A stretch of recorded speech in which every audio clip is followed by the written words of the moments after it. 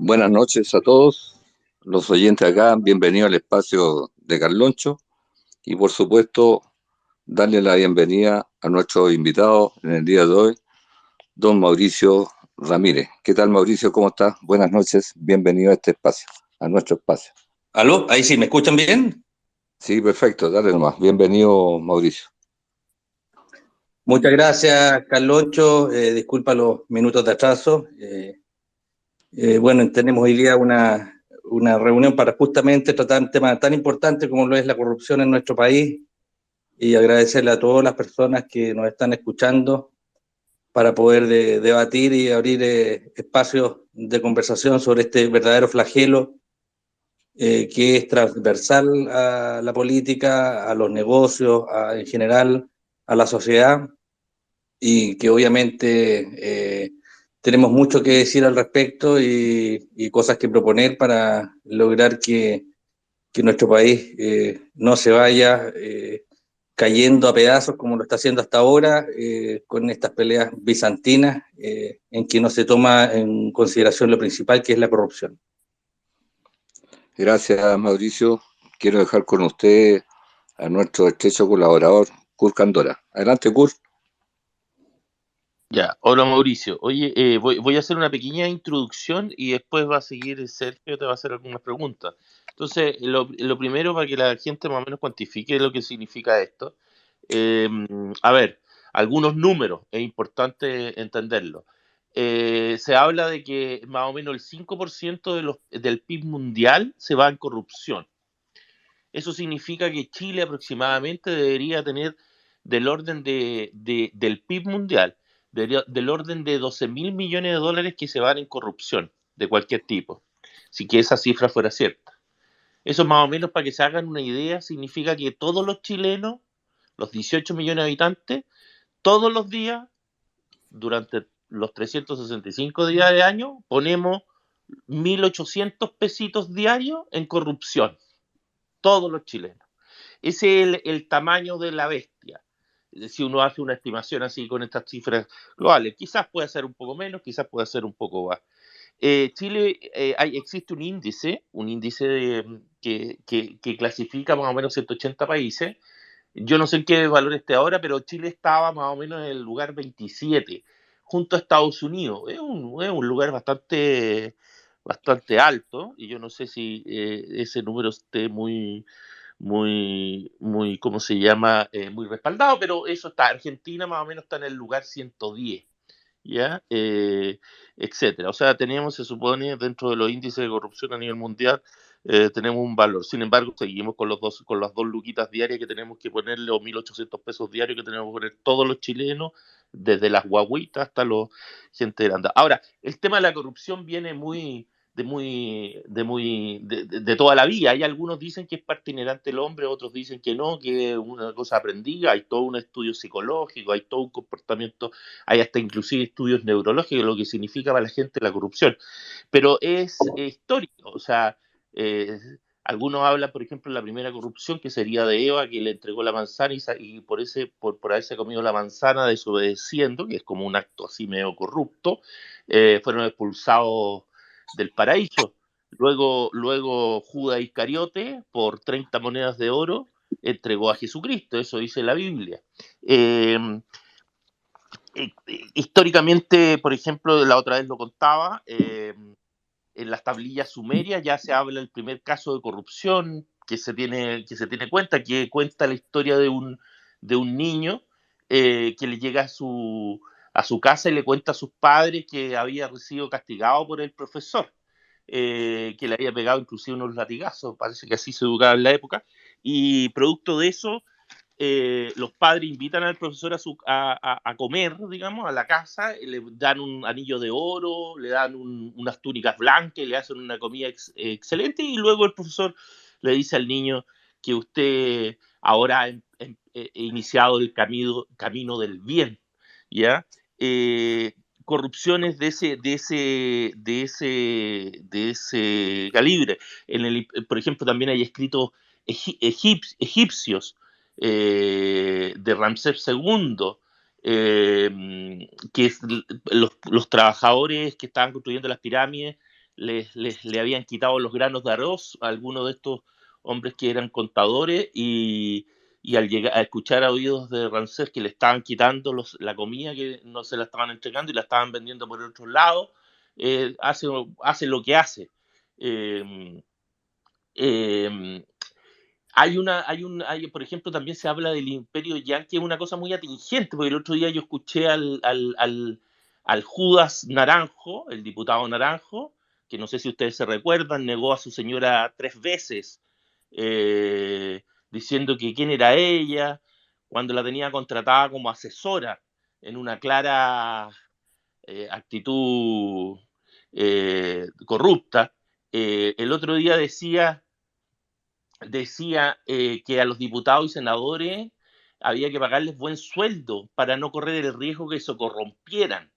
¿Ya? Una cosa bien loca, o sea, como decir que la corrupción es parte inherente y que son todos corruptos, entonces hay que pagarles buen sueldo. Bueno, ese dilema lo tuvo también en el imperio Han, que era un imperio muy corrupto, y lo que decidieron hacer el emperador fue subir los sueldos de sus contadores, de sus ministros, para que no se corrompieran, ¿ya? Entonces, la corrupción es un fenómeno que abarca todo y es un monstruo bastante grande, ¿ya? Estamos hablando, como les decía yo, 12.000 millones de dólares en Chile.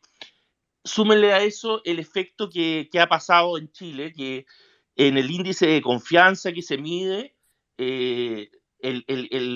Chile es el último país de la OECD, con un 13%. El primero está Dinamarca con un 90%. La media OECD es 59 puntos y nosotros tenemos 13. Es decir, no tenemos confianza entre los chilenos.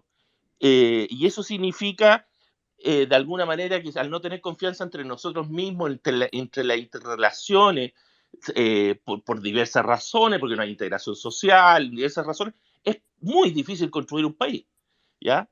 Y súmela al otro número que es dramático, que el 74% de los chilenos opina que las autoridades gobiernan para grupos realmente de poder, en su propio beneficio. Y esto se traduce en lo que tenemos un descontento general, etcétera. Entonces, la corrupción es mucho más que las cifras, ¿ya? Tiene que ver con un estado de ánimo, tiene que ver con percepciones y tiene que ver con realidad. Eh, la plata que se está yendo en corrupción quizás solucionaría bastantes problemas en Chile. Entonces, con esa pequeña introducción, eh, y finalmente cerrando la introducción con la famosa ecuación de que yo creo que es bastante interesante, que es la ecuación de Kirchner, que define la corrupción como el monopolio. Nosotros como los ingenieros siempre somos medios matemáticos, entonces nos gusta llevar las cosas a ecuaciones matemáticas. Entonces, corrupción es igual a monopolio, más discrecionalidad en el uso del monopolio, menos accountability. Es decir, lo único que de alguna manera puede controlar, hay otras cosas que son importantes, pero lo más importante es la rendición de cuentas. Las autoridades y los servicios públicos deben rendir cuentas. Yo puedo ir como chileno a cualquier servicio público, a cualquier institución que sea pública, que se paga con todos los precios, y yo puedo exigir que me entreguen las cuentas. Y aquí en Chile hay una suerte de que nadie entrega cuentas. Nadie entrega cuentas. Entonces, esto como introducción al tema muy general, para darle la palabra a Sergio Arias para que te pueda hacer algunas preguntas, Mauricio, y nos comente cosas respecto a esta introducción. Dale, Sergio. Hola Mauricio, ¿qué tal? Muy buenas noches. Un placer saludarte a ti y a todos quienes están conectados escuchando esta transmisión y obviamente también al resto de los panelistas. Mauricio, después de la introducción que hace Kurt Kandora en términos de una visión histórica de la corrupción, él cruzó y describió muy brevemente algunas culturas y algunas civilizaciones. Quisiera que contextualizáramos a la altura del siglo XXI, año 2022. ¿Qué noción nos podrías dar tú de corrupción para iniciar esta conversación esta noche contigo? Hola Sergio, buenas noches. Buenas noches. En primer lugar, hay que justamente contextualizar la corrupción porque se da en tantos estratos, y en tantas distintas estructuras, tanto sociales como políticas, nacionales e internacionales, que dar un concepto sería bastante pretencioso. Pero te puedo decir que la corrupción son todos aquellos actos que van generando un detrimento de toda la estructura social y política en general. Y por lo tanto es de mucha importancia tener normas de corrupción que controlen a los distintos actores que participan en las estructuras que tienen la posibilidad de influir en la toma de decisiones, porque la corrupción tiene muchas gamas, tiene muchos matices y hay distintos tipos de corrupción.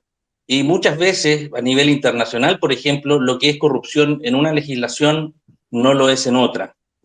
Por lo tanto, hay una suerte de necesidad de establecer ciertos marcos generales de lo que es la corrupción a nivel internacional, también a nivel nacional. Por eso que las legislaciones se van adecuando cada cierto tiempo para poder ir contrarrestando este flagelo, porque es realmente un flagelo que va destruyendo la institucionalidad y eso va generando descontento social, eso va generando problemas de violencia que finalmente generan que las sociedades no puedan avanzar hacia un futuro mejor. De acuerdo, o sea, en todo caso entendemos que es todo detrimento, ¿no es así? Que daña todo detrimento en el sistema, digamos, político, institucional, económico, o sea, en el sistema que tiene que ver con la cosa pública y los privados, ¿no es cierto? Y la relación que tiene el Estado con los privados. Pero desde esa perspectiva, si tú dices que es todo detrimento, cuando los legisladores dictan malas leyes, cuando el Poder Ejecutivo tiene conductas impropias, las que sea, por ejemplo, un insulto que algún presidente de algún país diga hacia un ciudadano, ¿eso es corrupción? Porque eso también es detrimento, pero parece no ser corrupción de acuerdo a la noción que todos tenemos. ¿Podría profundizar sobre eso? Lo que pasa es que el concepto mismo de la corrupción en ese ámbito que tú lo estás planteando, eh, como te digo, escapa al concepto base que es un detrimento, que es una desestructuración de las reglas del juego que se colocan para que las personas puedan relacionarse entre sí. En el fondo es hacer trampa en beneficio propio o de un tercero. De Y acuerdo, exactamente. O sea, en el fondo, para complementar esa definición que tuviste al comienzo, que está bastante buena, pero es en el fondo el detrimento, pero que además hace trampa. Hay un olor, y no solamente es un olor, es una trampa que se hace a las reglas del juego, que son conocidas de todo, y hay alguien que las vulnera ocultamente. Es así, ¿no?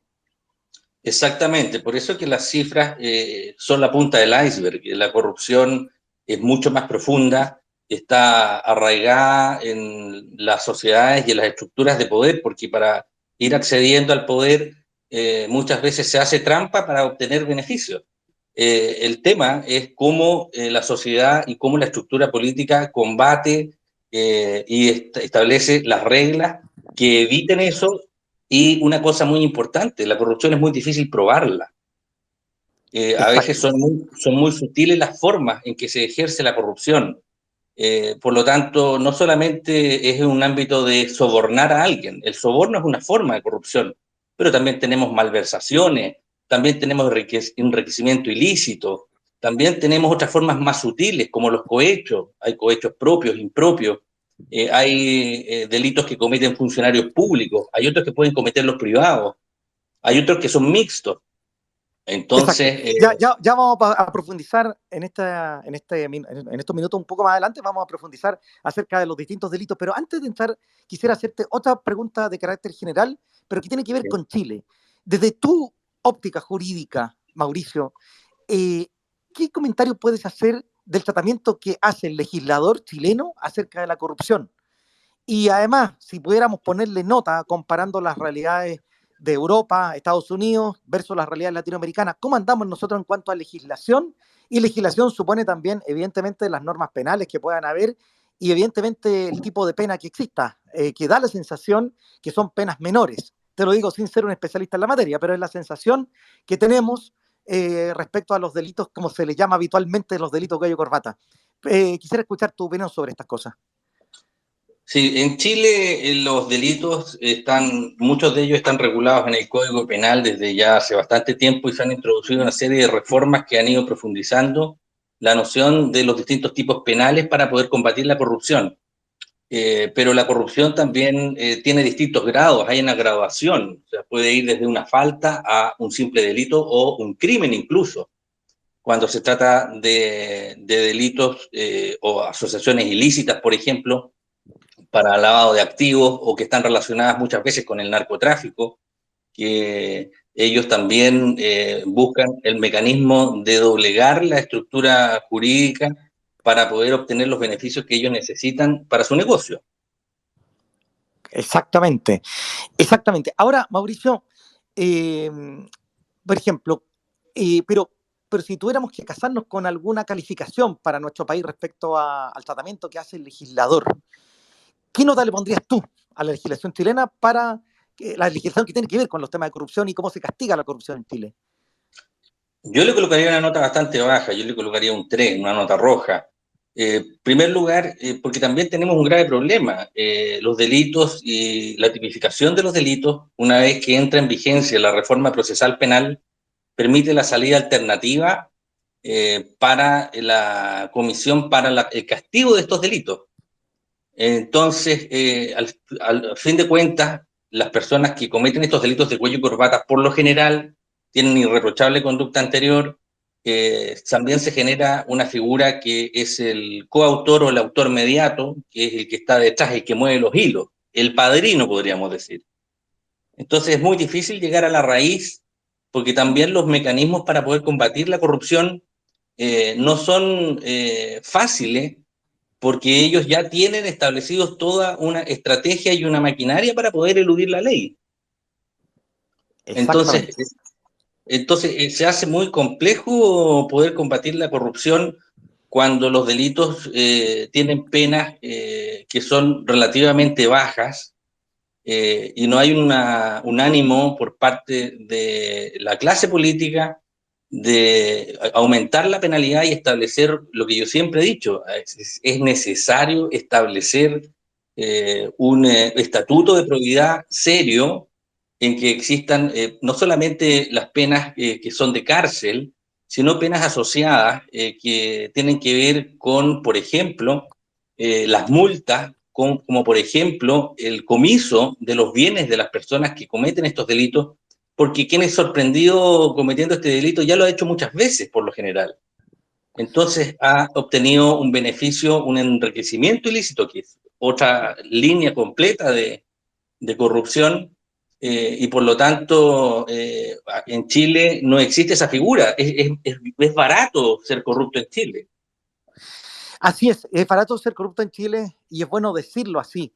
Ahora, en Chile, además, imaginémonos en un futuro hipotético, Mauricio, que terminados estos años de insurrección, estos años de revolución, se acaba este gobierno, sea en su periodo o antes, esperamos todo, perdón por la comentario político que hago, pero tengo derecho a decirlo, ojalá se acabara antes de tiempo y podemos llamar más rápido a elecciones democráticas, aunque por otro lado, los que somos demócratas preferimos siempre que se cumplan los cronogramas constitucionales como corresponde. Entonces, imaginémonos que hay un nuevo gobierno y tú eres designado ministro de Justicia.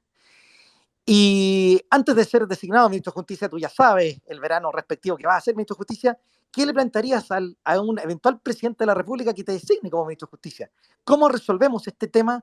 Y si nos pudieras comentar unas 3 o 4 ideas de algún proyecto de ley que ese nuevo gobierno hipotético pudiese mandar al Parlamento para combatir la corrupción y intentar, diría yo, sacarnos este flagelo que tanto está afectando a Chile en este momento, porque lo que aparece en la prensa es recién un iceberg, la punta del iceberg. Realmente los que hemos trabajado en diversas situaciones, trabajando como prestadores de servicio para el Estado de Chile, como fue mi caso, como por 11 años, yo me di cuenta en la labor económica que realizaba que efectivamente era una cuestión de todos los días cómo se digamos, entrega dinero, lo que popularmente se llama la coima, ¿no es cierto?, al funcionario para poder arreglar alguna licitación. Y eso es bastante común. No es una excepción, me atrevo yo a decir que es bastante generalizada esa conducta. Entonces, ¿cómo podrías contribuir tú con algunas ideas en ese proyecto de ley? ¿Cuáles serían esas ideas, Mauricio?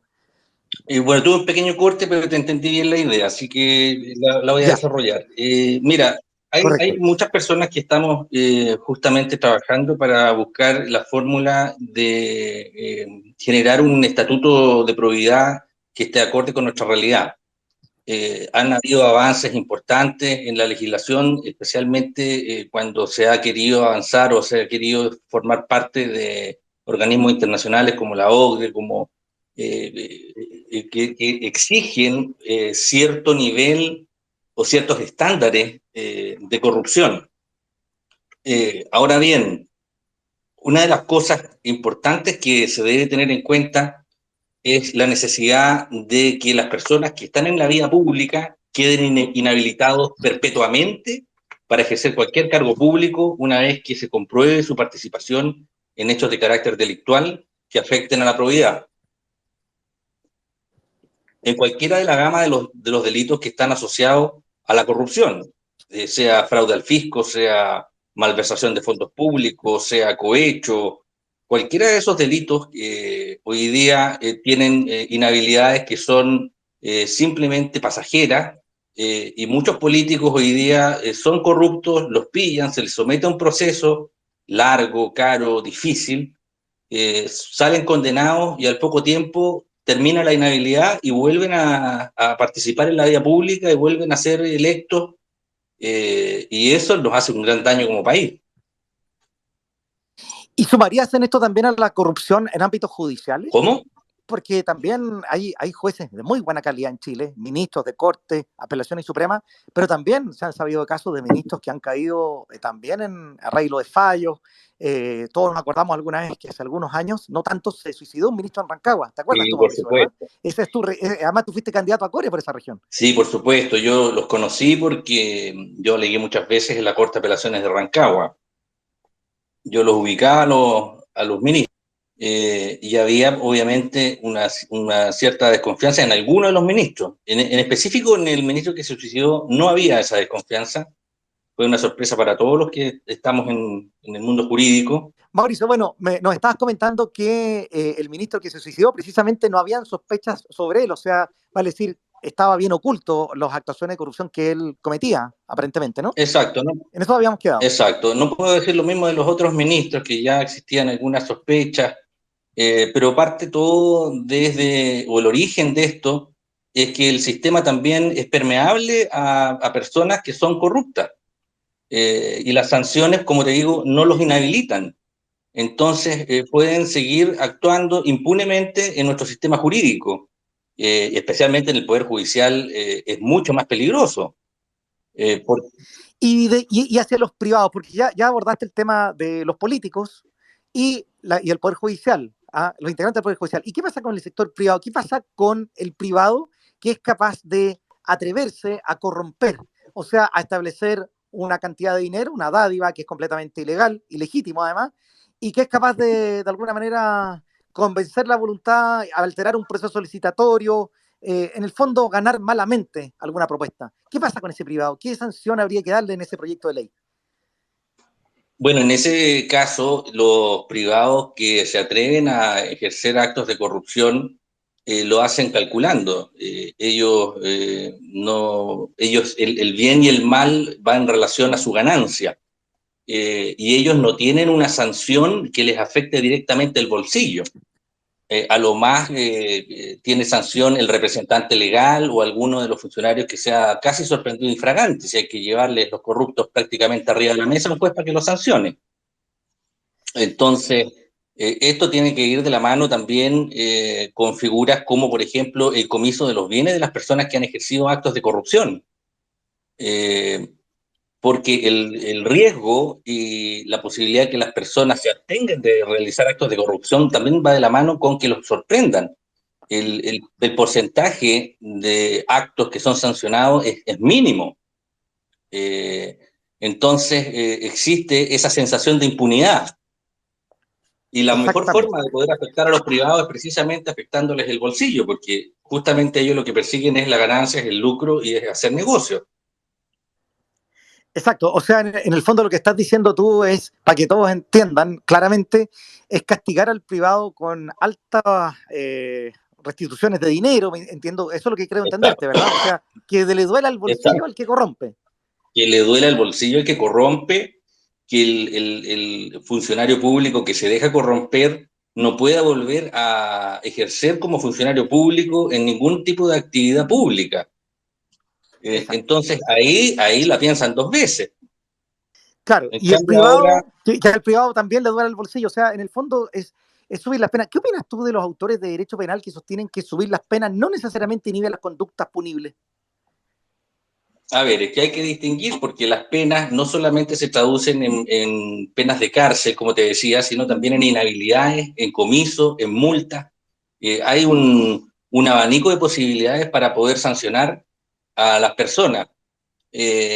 Por supuesto que los penalistas miran el derecho penal como un todo, por lo tanto, sancionar gravemente, porque tú sabes que, por ejemplo, en Chile un homicidio tiene una pena, un homicidio simple tiene una pena de 5 años y un día.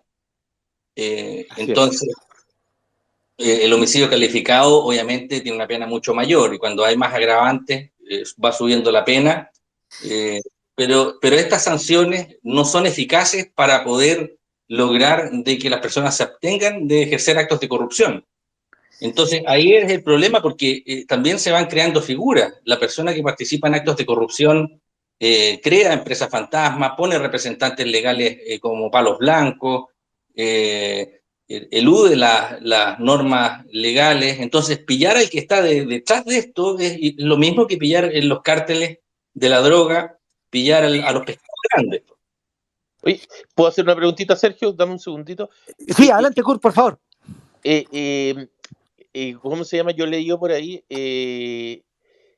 Bueno, la colusión me imagino que está dentro de los actos de corrupción. O sea, lo que nosotros vimos en Chile, por ejemplo, esto de la fijación de los pollos, ¿cómo se llama? El confort, y vamos sumando, son actos de corrupción. Entonces, en el caso de cómo se estructura en Chile, pareciera que hay un organismo que defiende al consumidor y este organismo con un funcionario o un representante de algo que nos defendería a todo y que llegaría a un acuerdo. Yo he escuchado por ahí algunos que han planteado unas leyes de presunción, que en los actos de corrupción de empresas, por ejemplo, sea la empresa la que deba probar su inocencia y no el acusador probar su culpabilidad. Donde se invierta. Claro, eso es invertir en la carga de la prueba. El problema de esa estrategia es que atenta contra principios generales del derecho penal que ya están a nivel internacional, que es la presunción de inocencia. Entonces, invertir la carga de la prueba es complicado, pero sí se pueden establecer mecanismos, por ejemplo, de suspender a los funcionarios que están siendo investigados mientras se investigan los actos de corrupción. Te voy a dar un ejemplo personal. Yo me querellé contra el alcalde de Pichilemu en su oportunidad el año 2001 por cohecho, con un video, y él seguía ejerciendo. El juez también era medio raro, por decirlo de alguna manera elegante, y posteriormente ese juez falleció y llegó un juez que fue el que finalmente lo sentenció y que logró aplicar la pena, pero tampoco tenía herramientas para colocarle una gran pena, porque también tienen que someterse a el tipo penal que está establecido en la legislación. Y ahí la pena también estuvo asociada a una pena de 541 días de pena remitida, 7 años de inhabilidad para ejercicio de cargo público y el pago de las costas de la causa. Pero curiosamente, este mismo exalcalde posteriormente se presentó a Core después de los 7 años y fue electo. Entonces tú te das cuenta que existen muchas fórmulas para poder eludir la responsabilidad y obviamente no podemos sacar las manzanas podridas del sistema. Y ese es uno de los grandes desafíos que tiene el derecho hoy día, de poder inhibir de que se cometan los delitos e inhabilitar a las personas que participen en actividades que estén involucradas platas públicas, porque ahí es donde la plata se va entre los dedos. Así es. Ahora, Mauricio, mira, vámonos a cosas bien entretenidas. Si yo hago un análisis, por ejemplo, de los últimos años de Chile, tomando en cuenta desde 1980 hasta acá, muchas veces se dijo en ese tiempo por los políticos que pertenecían a la concertación de partidos por el no, posterior denominada, se llamó, ¿no es cierto?, concertación de partidos por la democracia, que ellos iban a investigar con mucho detalle las privatizaciones ocurridas en el gobierno militar porque estimaban que las empresas no se habían vendido al valor de mercado que correspondía venderlas, sino que se habían vendido más barato. Más allá de que si se vendieron o no al valor de mercado, que no voy a emitir un juicio sobre eso en este momento, la pregunta es, si no se vendieron a valor de mercado, tampoco nunca se investigó nada, ni a nivel judicial, ni a nivel político, pero por ejemplo, ¿qué pasa? Y aquí viene una pregunta teórica. ¿Qué pasa si un gobernante y el conjunto de quienes lo acompañan, vale decir ministros, y tienen votos en el Parlamento, votos de mayoría, empiezan a tener una conducta donde irracionalmente venden empresas, venden activos a un precio que no corresponde, o sea, perjudicando abiertamente el erario nacional, el erario público? Sin embargo, se acredita posteriormente que no hubo intervención, no hubo, digamos, para que todos me entiendan, lucas de por medio para que esos funcionarios y ese presidente tuviese esa conducta. Esa conducta errática, esa conducta de no entender, de en el fondo gobernar mal, de no cautelar los intereses genuinos y profundos del Estado, sin que haya habido coima, ¿es corrupción? A ver, es que ahí hay que hacer una distinción y el derecho penal hace una distinción entre el dolo directo, el dolo eventual. Así es. Y allá te quería llevar para que lo explicaras con pera y manzana a quienes nos escuchan. Porque parece que enredado, yo sé que los quienes nos escuchan decir, chute, ¿qué es dolo directo? ¿Qué es dolo eventual? Pero como tú eres un especialista en estas cosas, me gustaría que lo pudieras aclarar, porque estas cosas son importantes para que todos las entiendan. Mira, básicamente Cuéntanos, con peras y manzanas, el dolo directo consiste en la intención positiva, en la intención directa de ejecutar el delito.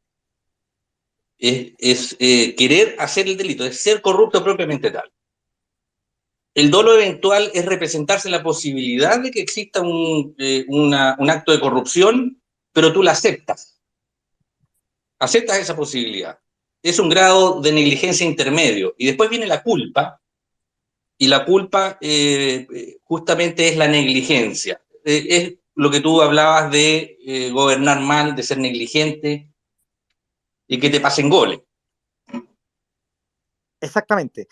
Entonces, podríamos entender que habría corrupción con culpa, lo que sería un cuasi delito, lo que siempre va a tener una pena menor, claro, si es que simplemente fue negligencia, pero lo complejo es que sea que tú planificaste, y esto para que los auditores y las auditoras lo entiendan, tú puedes planificar cometer actos de corrupción, sea defraudar, sea, en fin, todas las figuras que existen, que son defraudar, tiene muchas. Exacto, y lo planificas, Tornar. Y tienes la intención, y te resulta más encima, y ese es el delito. Ahora, también puede ser que lo que cuesta entender es el dolo eventual, si pudieras explicarlo con un ejemplo, o sea, que es como que, mira, nos representamos como posibilidad que esto puede ser corrupción, aunque no tenemos una intención tan deliberada de ser corruptos, podría llegar a serlo, nos da lo mismo, lo vamos a hacer igual. Pero no sé si podrías tú clarificarlo con algún ejemplo para que nos entendieran bien.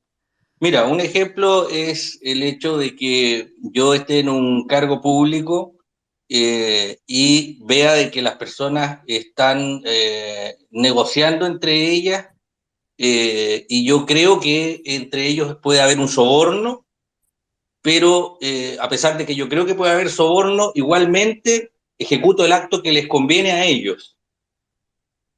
Exactamente. Oye, y yo te voy a hacer una pregunta difícil ya para ir despidiéndome.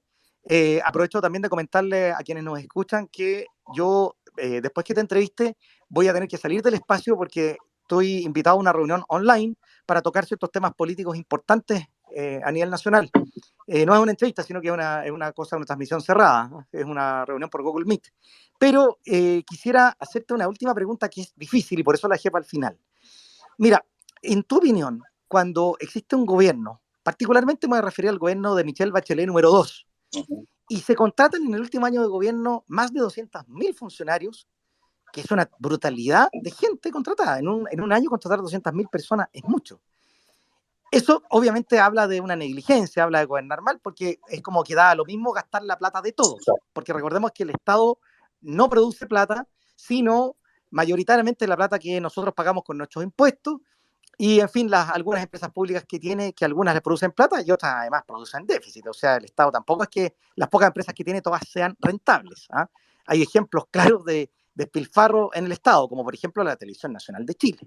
Pero más allá de eso, cuando se gobierna tan mal y se contratan 200.000 personas solo en un año, evidentemente ahí no hay ninguna coima, no hay ninguna situación de dinero.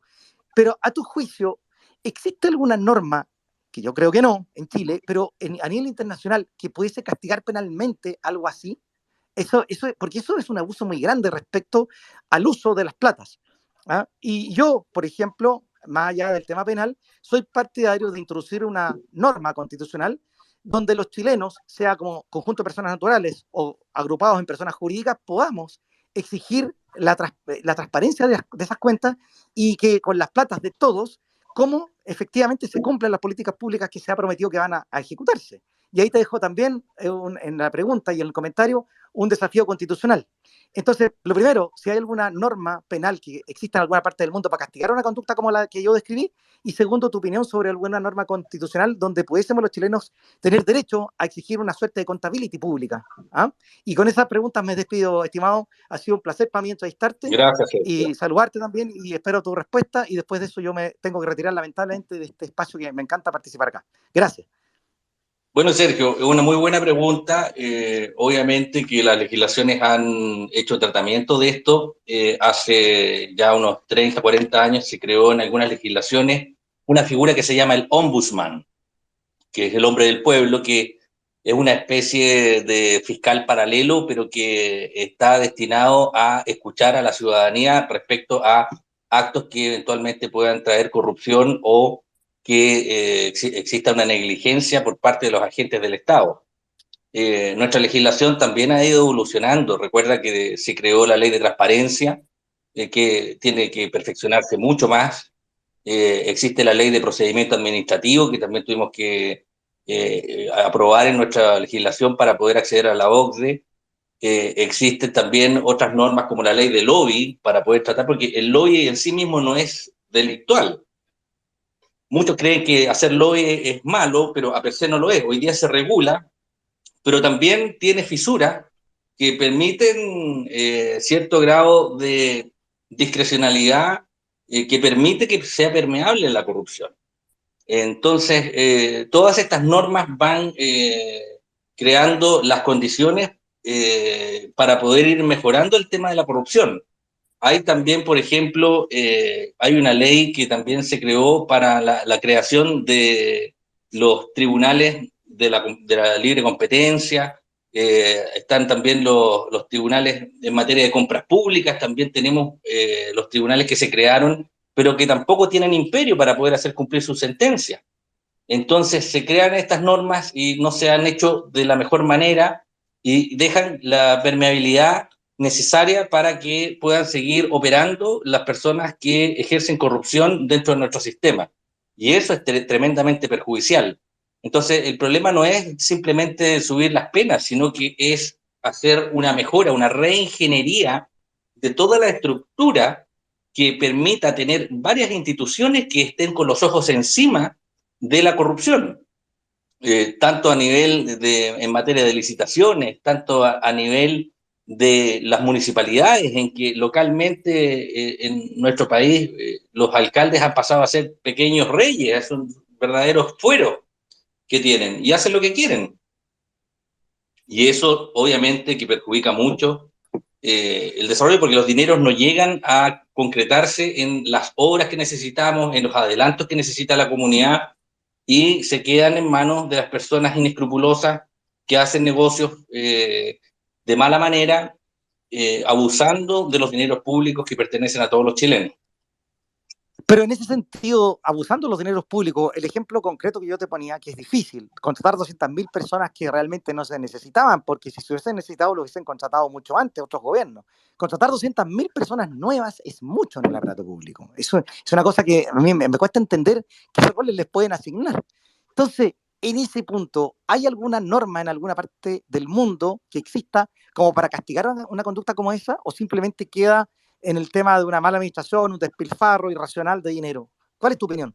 Mira, yo no conozco una legislación que imponga sanciones penales por este tipo de hechos, y eso permite que los partidos políticos operen como verdaderas agencias de empleo. Así es.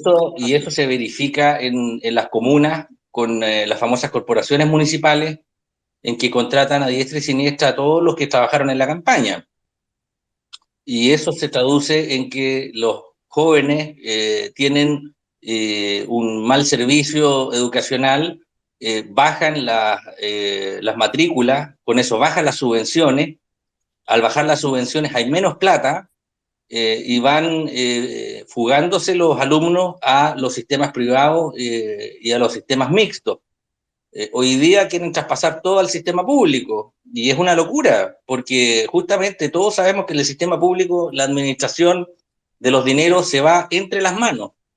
Entonces, Exactamente. obviamente que es un desafío tremendo que hay que abordar, no solamente como país, sino que también a nivel internacional, que se han hecho grandes esfuerzos para poder establecer ciertos parámetros generales, porque finalmente esto se transforma entre agencias de empleo y también promoción de políticos mediocres que se van apernando y van generando su corrupción en distintas instituciones.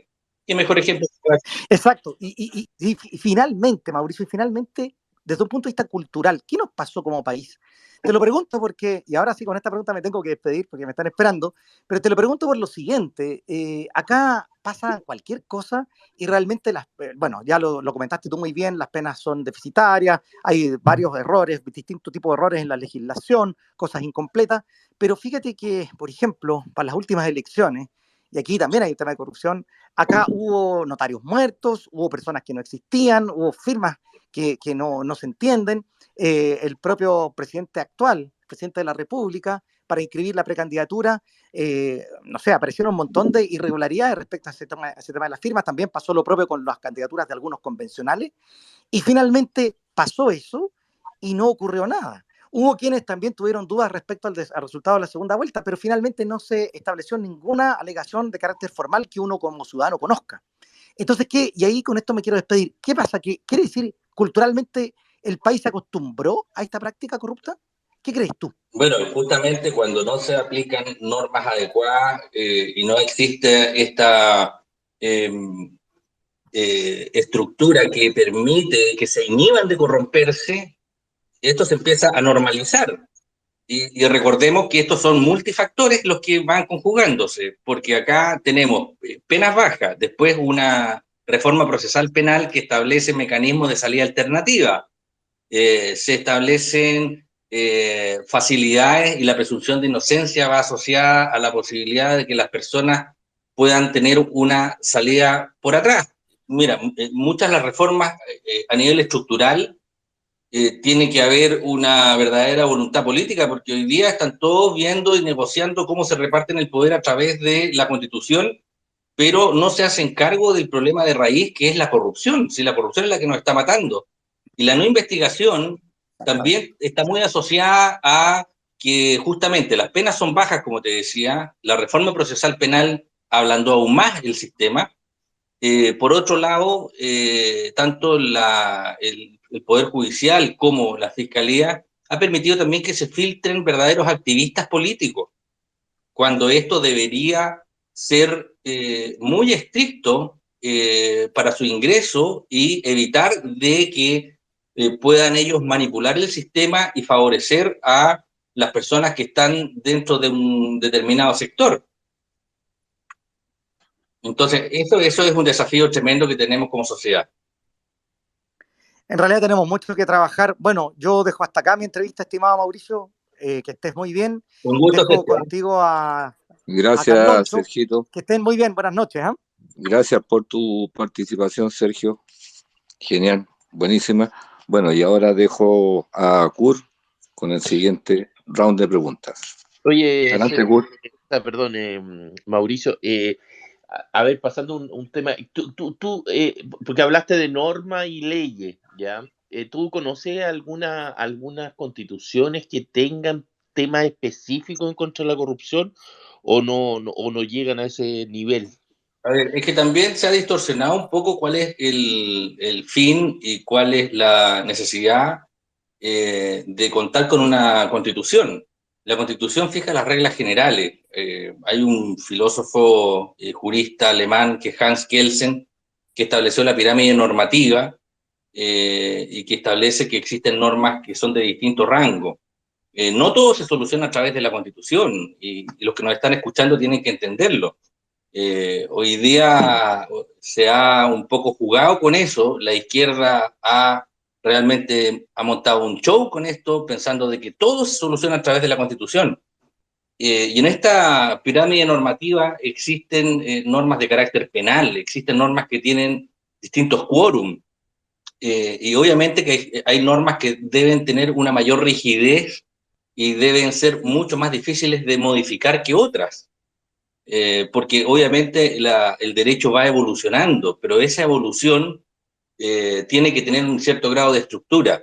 ¿Qué mejor ejemplo que la Constitución de los Estados Unidos, que desde los inicios de los Estados Unidos todavía está vigente?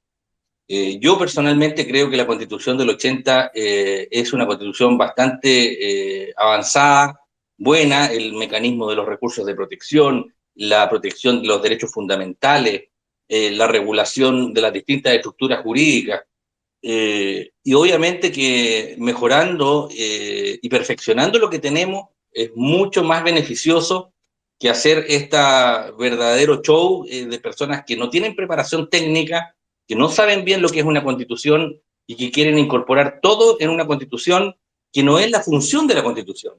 La constitución está justamente para establecer los parámetros generales, la estructura general del desarrollo político, social y económico de un Estado. Correcto. Oye, correcto. Sí, mira, a ver, estuve leyendo el caso de Hong Kong.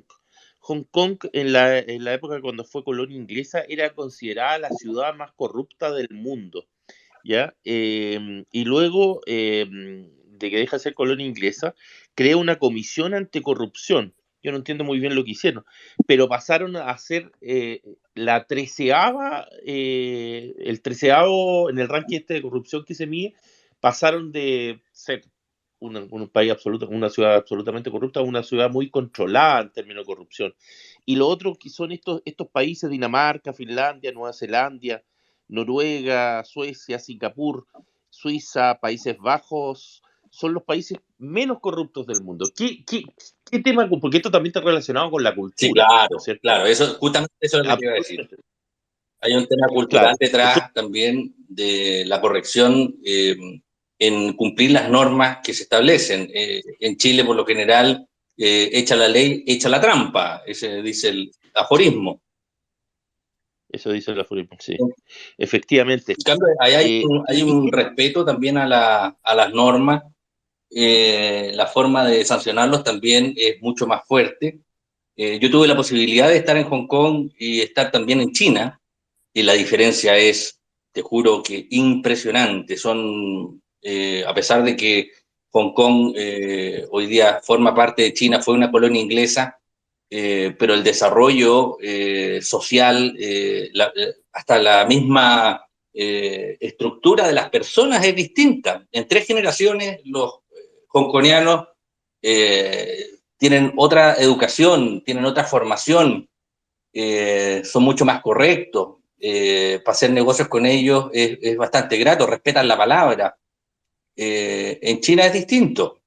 Y ahí tú te puedes dar cuenta, y hay muchos ejemplos. También puedes ver el tema de Corea del Sur y Corea del Norte.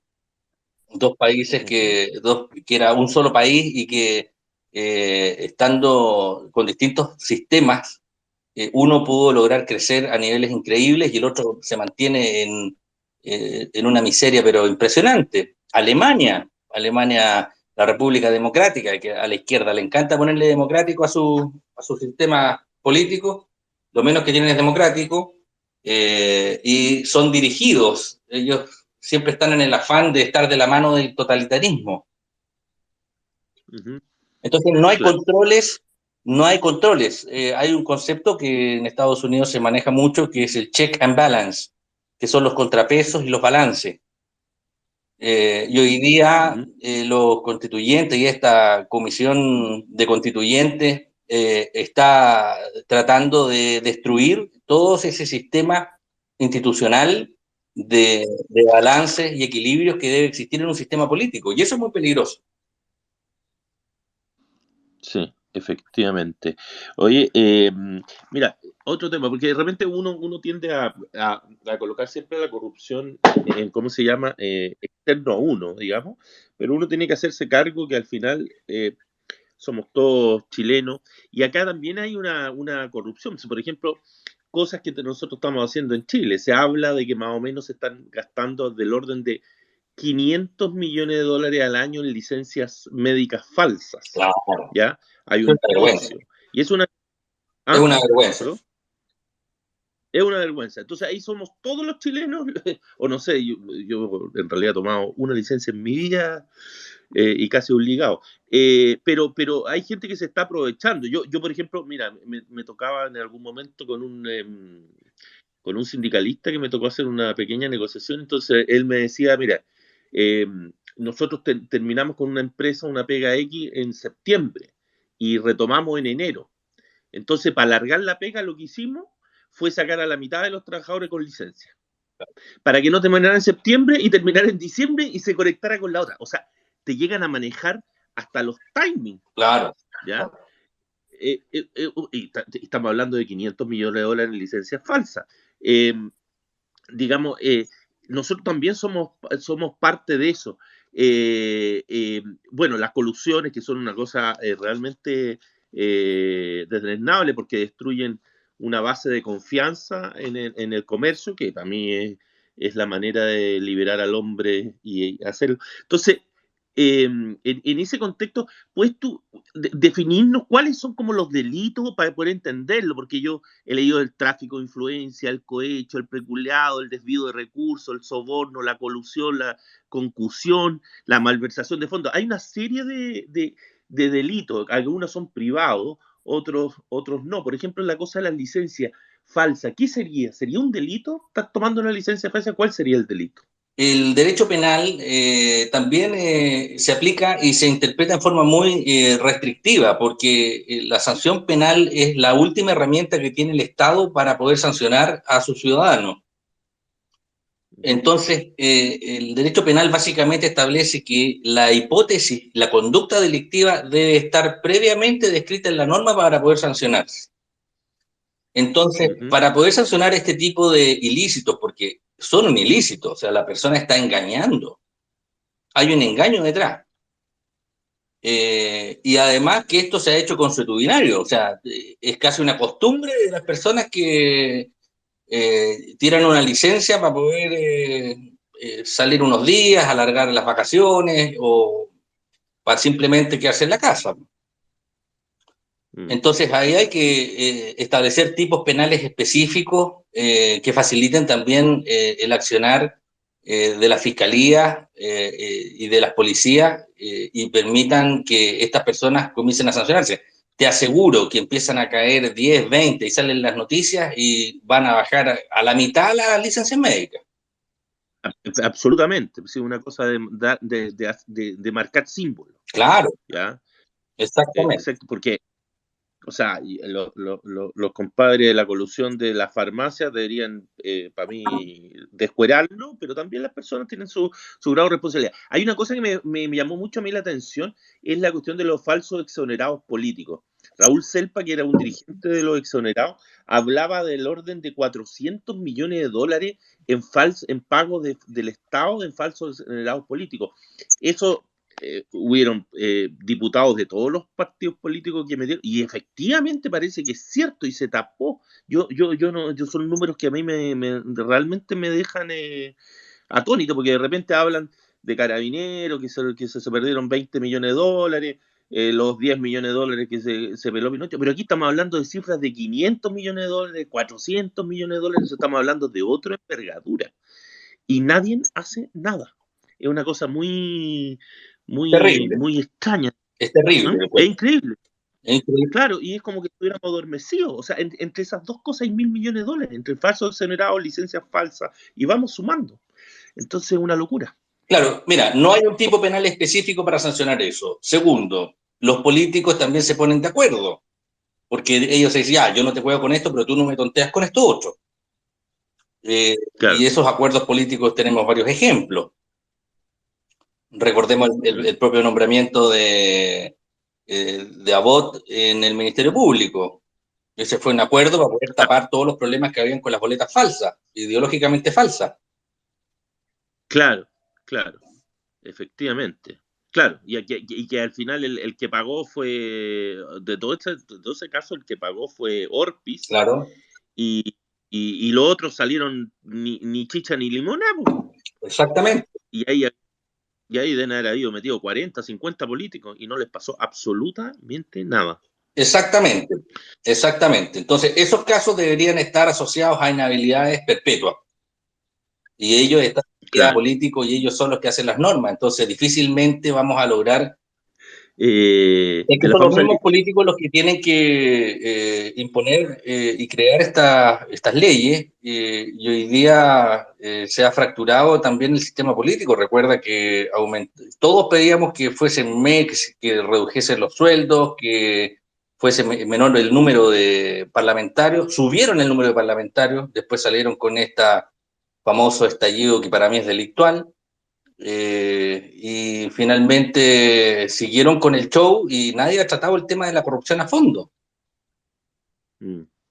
No, claro, y además que a veces la gente no, como que se forma una ¿cómo se llama? Insensibilidad a este tema, porque, mira, yo estaba revisando algunos casos que a nivel mundial, Mubarak en Egipto, se habla de un robo de 50.000 millones de dólares. Yanukovych en Ucrania, 12.000 millones de dólares. Rajiv en Malasia, 4.000 millones de dólares. Puyol en Cataluña se habla de 3.000 millones de euros. Lavajato en 11 países, que eso nos tocó a todos, podría llegar hasta 50.000 millones de dólares. O sea, son cifras que uno dice, pero ¿de qué estamos hablando? O sea, es muchísima plata la que se va en esto. Claro. Oye, y para terminar, aparte de hacer eso, que nos puedas contar algunas cosas de ese tipo de lo que está pasando. Te quería preguntar, para que la gente sepa, lo que es el compliance. Nosotros, en la empresa donde yo trabajo, tenemos un compliance y es bastante estricto, ¿ya? Nosotros, digamos, todos los trabajadores, desde el gerente general hasta el último de la cadena productiva, tienen que estar acogidos a compliance, tienen que cumplir las normas de compliance, y somos muy estrictos. De hecho, cuando alguien se sale las sanciones son muy drásticas. Entonces, cuenta un poco estos intentos de compliance, y también cuenta algunas cosas que son anecdóticas. Por ejemplo, empresas francesas en ¿cómo se llama?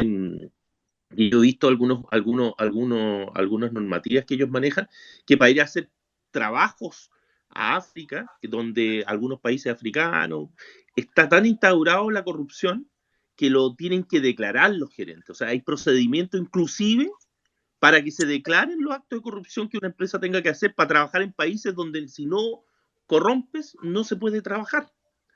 Exactamente. Cuéntanos un poco de eso, que sepa cómo funciona esto a nivel de empresas, digamos, o cómo está empezando a funcionar, digamos, porque obviamente esta de los pollos y todo, que claramente no tenían compliance. Exactamente. Mira, lo que pasa es que justamente el tratamiento que se ha dado a nivel internacional es complejo. Hay un caso muy emblemático de un inversor inglés que fue a un país africano a invertir para colocar estos duty free.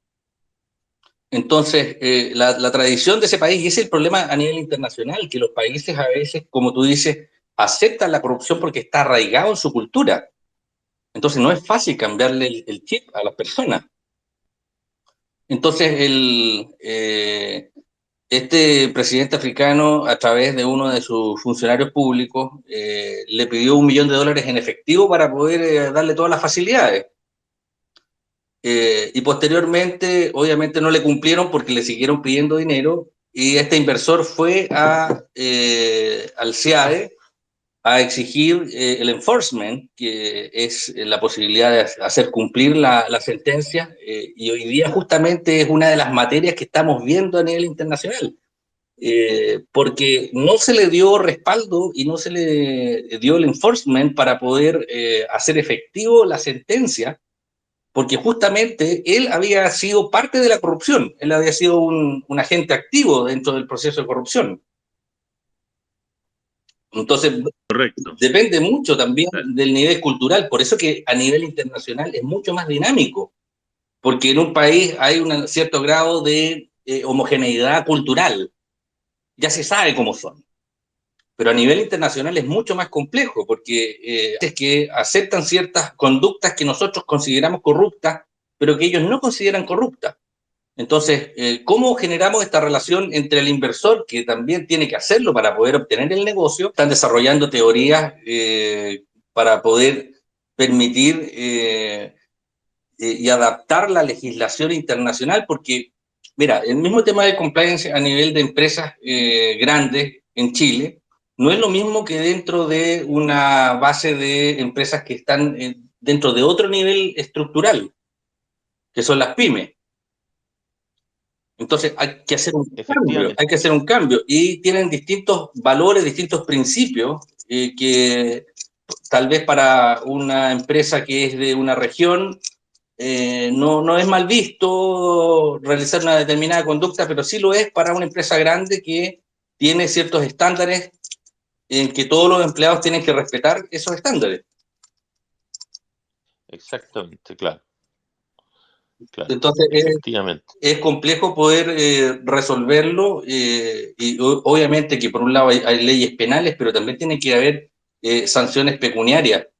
Por ejemplo, una innovación que hizo la ley de transparencia, especialmente la transparencia activa, es que el responsable de implementar las normas y la transparencia activa se le aplican sanciones que van directamente en su remuneración, se le hace un descuento en su remuneración. Entonces había un cumplimiento bastante fuerte en esa área. Entonces hay que ser, y no es fácil porque la legislación no es fácil tampoco modificarla.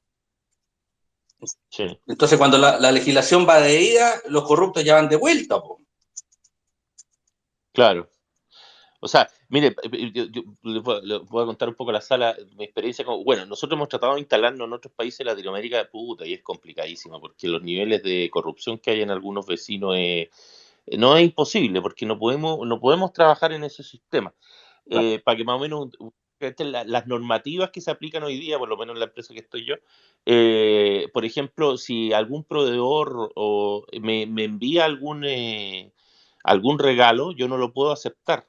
Tengo que entregarlo a bienestar de la empresa y declararlo. Claro. ¿Ya?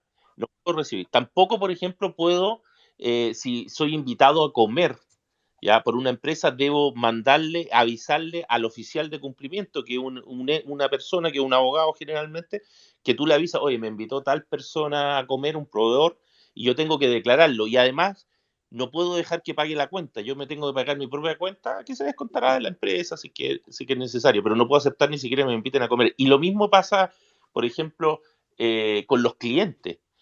Por ejemplo, como yo estudié ingeniería mina, tengo algunos clientes que son compañeros míos de universidad, pero cada vez que yo voy a tomarme un trago con uno de ellos, tengo que declararlo. Hay unos límites muy divertidos de repente con esta cosa del compliance.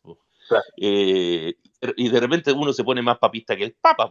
Exactamente. Te doy un ejemplo que grafica lo que me estás contando. En Chile, cuando tú ingresas al país vía aérea, cumpliendo con todos los protocolos, trayendo el PCR negativo, acá tenés que ponerte mascarilla, te hacen PCR, te hacen seguimiento, todo tiene que cumplirse estrictamente. Pero si tú te venís por la frontera a pie, pucha, podían entrar armas, podían entrar drogas, podían entrar de todo, podían entrar delincuentes, no hay ningún control. Y estamos en el mismo país, po. Sí, eso es lo que pasa, sí. Efectivamente, Entonces se produce efectivamente. imagínate, se produce una dicotomía a nivel interno, imagínate cómo es a nivel internacional. Claro, efectivamente. Claro, debe ser terrible. Claro, porque a veces, obviamente, hay estas empresas que se coludieron, puta, es lamentable, porque yo lo encuentro muy despreciable, pero en general no, por lo menos en el área que yo trabajo, no es el espíritu es súper súper transparente, de tratar de ayudar. Obviamente, de repente podéis tener errores en los procesos, pero la cosa no va para allá, porque en el fondo tú buscáis sustentabilidad. Y cuando habláis de sustentabilidad, no significa solo sustentabilidad ambiental, sino sustentabilidad social, tener una cierta ética del trabajo, cierta ética de los negocios. Oye, Mauricio, mira, yo voy a dejar ahí a Carloncho con la palabra, porque también tengo una reunión en media hora más. eh, con una persona X. Así que te doy las gracias por la conversación y te dejo con Carloncho. Carloncho, adelante. Gracias por tu intervención una vez más. Recordarle, a ver, antes de recordar nada, ¿alguien que desea hacer alguna pregunta? Para que levanten la manito. ¿Alguien desea hacer alguna pregunta? Levante la mano. Ya decirle que en la grabación, ahí está en el título de esta entrevista, la pueden encontrar en el espacio de Carloncho, en YouTube. ¿Ya? Para su conocimiento.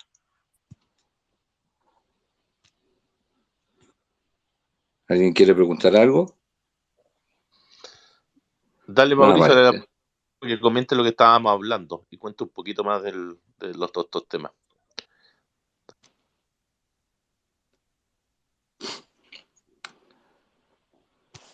¿Los constituyentes serán corruptos? Mauricio. Mira, yo respecto a los constituyentes, yo creo que lamentablemente se hizo todo tan a la rápida y de una forma tan mal hecha, que muchos de los constituyentes son simplemente activistas políticos, no son personas que tengan conocimiento. Muchos de ellos han demostrado que no tienen conocimiento ni de lo que aprueban, ni siquiera se han leído la constitución anterior, y hay un nivel de como rabia social que la están canalizando a través de esto, y que ha tenido un resultado nefasto, que yo obviamente espero que se rechace porque el daño que le están provocando al país es enorme, enorme. Hay un grado de irresponsabilidad y se ha justamente normalizado la mediocridad, el chabacanismo, personas que van derechamente a robar, como el pelado Bade, o a hacer espectáculo, como la tía Pikachu, sin ningún conocimiento técnico, o a tocar la guitarra en la ducha. Entonces, desgraciadamente eso atenta contra nuestra institucionalidad que está siendo puesta a prueba en este último tiempo. Ahora, Ya. un tema importante es que, y algo positivo, es que nosotros también nos estamos empezando a involucrar. Nos estamos dando cuenta que no podemos dejar esto a la mano de la política contingente, que hay que buscar mecanismos primero para poder erradicar la corrupción. Sí, yo creo que ese el problema fundamental que tenemos como país es ese, el tema de la corrupción y el tema de la igualdad ante la ley, que hoy día también con esta propuesta de constitución están colocando en el papel la desigualdad ante la ley, es algo muy grave. Hoy día ya no somos todos iguales ante la ley, hay grupos privilegiados. Es un retroceso enorme, pero enorme a nivel constitucional. Una verdadera lástima en realidad. Ya, Mauricio, te agradezco montones tu participación.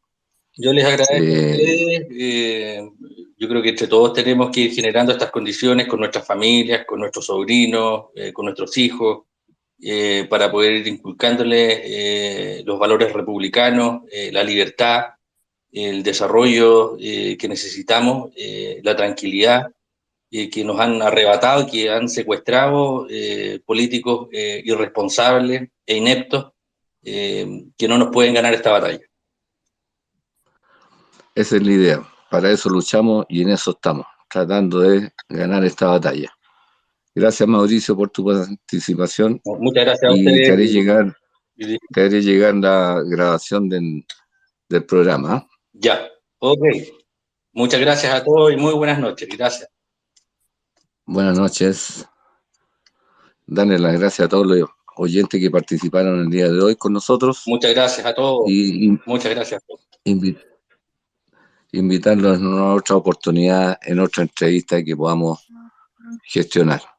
Perfecto, perfecto. Un gran abrazo a todos y a luchar por la libertad y a luchar por nuestro lindo y amado país.